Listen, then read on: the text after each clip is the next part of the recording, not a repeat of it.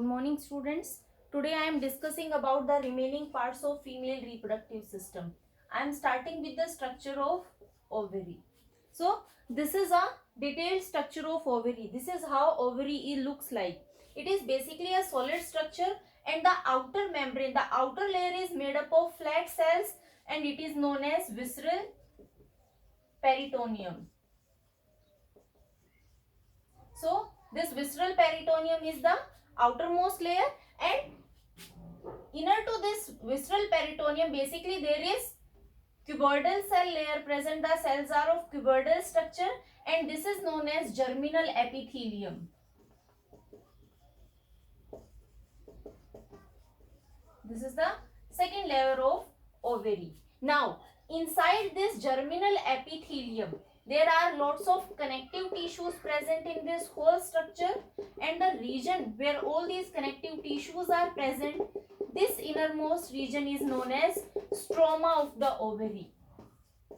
So this is stroma region. Stroma is basically the inner region that is present inside the germinal epithelium, and it is made up of various type of connective tissues. Now this stroma region is divided into two parts.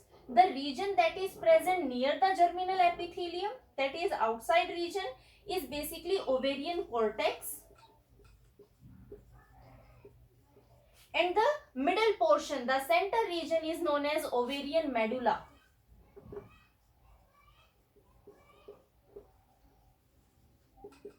So simply the stroma is divided into two regions. The region that is present near to the germinal epithelium is ovarian cortex, and the region that is present deep inside this region is ovarian medulla. Now I have drawn different structures inside this. What are these different structures? Basically in ovary different type of follicles are present, or you can say different type of structures are present, or egg are present, ovum are present, which are present at different developing stages. Suppose these are small size follicles, small size structures, and these are known as primary follicles. Whenever the follicles are present in their initial stages, they basically lie in the cortex region, and as soon as they start maturing, maturation simply means the cells are going to increase in their cell size is increasing, plus the number of surrounding cells, the layer of surrounding cells are also increasing. What these surrounding cells are? These surrounding cells are follicular cells, and inside these follicular cells, basically these follicular cells are surrounding the region that is known as ovum, or you can say ova. So primary follicles undergo maturation and they start moving in the middle region, the medulla region. Starting initially they are present in the cortex region. As soon as maturation starts, they start moving in the medulla region, and during the maturation the size of ovum is going to enlarge, plus the number of follicular cells, the layer of follicular cells are going to be increased, and as soon as their number is increasing, their size is increasing, it starts forming a cavity. You can say these mature follicles are having a cavity in between, so they start forming a cavity, and this is how a ovum is going to mature. This is a matured ovum, and now this matured ovum is known as Graafian follicle. What is present inside this Graafian follicle? In the center a mature ovum is present, and it is surrounded by follicle cells, and a cavity is present. Now during ovulation means the time period when a mature ova is going to release from the ovary. From this Graafian follicle it is going to rupture, and this is a mature ovum, and this mature ovum is going to be released from the ovary, and later on it will be captured by fallopian tubes. So this is the remaining portion, the leftover portion of this Graafian follicle, and mature ova has released from this Graafian follicle. Now this leftover portion is going to form a mass of cells which are basically yellow in color, and they are known as corpus luteum. What will be the function of this corpus luteum? Basically, this corpus luteum is responsible for the secretion of progesterone. Progesterone is a female hormone that is helping in the maintenance of pregnancy. So, corpus luteum is going to release progesterone, and later on, at the time of birth of a newborn baby, it is going to release another hormone, that is relaxin. And this is a degenerating corpus luteum, and the degenerating corpus luteum is known as corpus albicans. So these are the different type of follicles that are present inside the ovary. I am repeating once again. The outer layer of cells, that are flat layer of cells, is forming visceral peritoneum. Inside to it there is layer of cells which are cuboid in shape, and this is germinal epithelium. The middle region of ovary is basically made up of different type of connective tissues, and this region is known as stroma region. Now this region is divided into two parts. The region that is present adjacent to the germinal epithelium is ovarian cortex, and the region that is present in the medium, or you can say deep inside the ovary, is ovarian medulla. Now this is containing, the ovary is containing follicles which are present at their different stages of development. The primary follicles are present in the ovarian cortex region, and as soon as they start maturing, they start entering into the medulla region. A complete fully growth ovum is known as Graafian follicle, and during the time of ovulation, it is going to release the ovum, and the remaining structure of this Graafian follicle is forming yellow mass of cells, that is known as corpus luteum, and function of this corpus luteum will be secretion of progesterone. The degenerating corpus luteum is again forming a mass of cells, and it is known as a white body, that is corpus albicans. So this is how ovary is appearing. Now let's discuss about one more part of female reproductive system that is left, that is breast.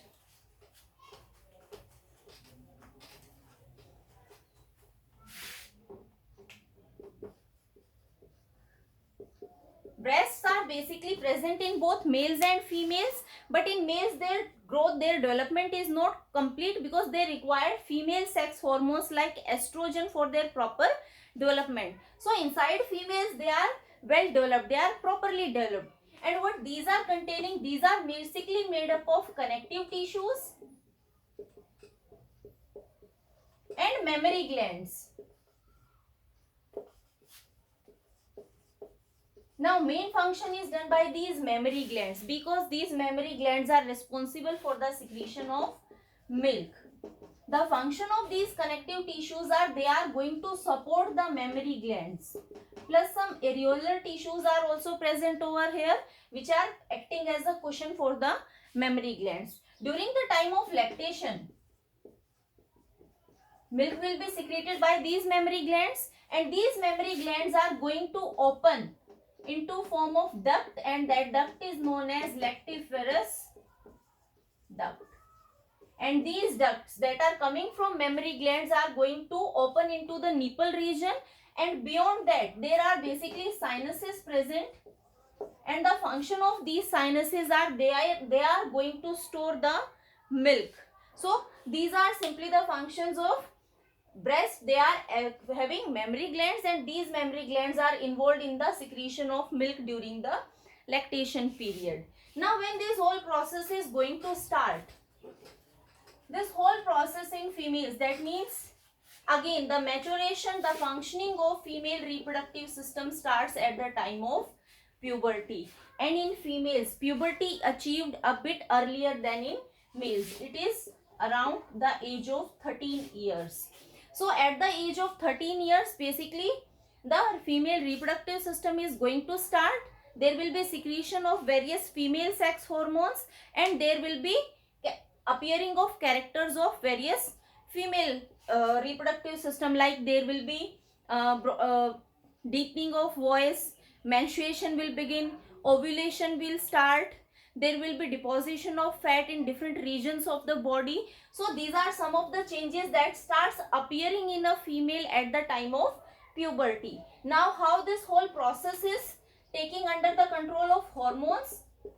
Basically hypothalamus is going to again release gonadotropin releasing hormone, as we discussed in the male reproductive system, and this is going to activate anterior pituitary.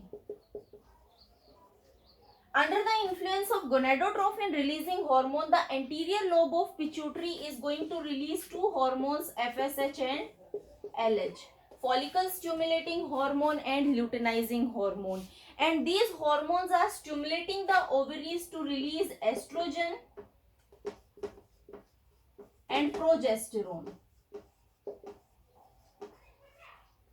What these FSH and LH are doing? Basically, FSH is responsible for the maturation of ovum, you can say maturation of Graafian follicles. This will be the function of FSH. Then LH is basically responsible for the release, or you can say for ovulation purpose. LH will be responsible. This is how these are going to function. Estrogen is going to help a female to attain all the female secondary sexual characters.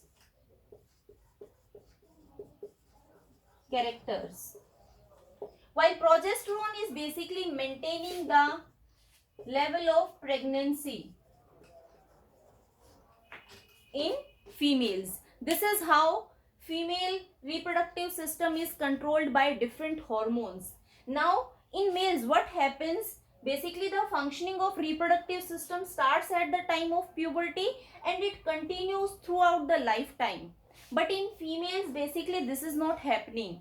The activation is taking place at the time of puberty, and there will be first menstruation, that is known as menarche, means when at the time of puberty first menstrual cycle has begun, but their fertility is maintained at the age of almost, on an average, it is about 45 years.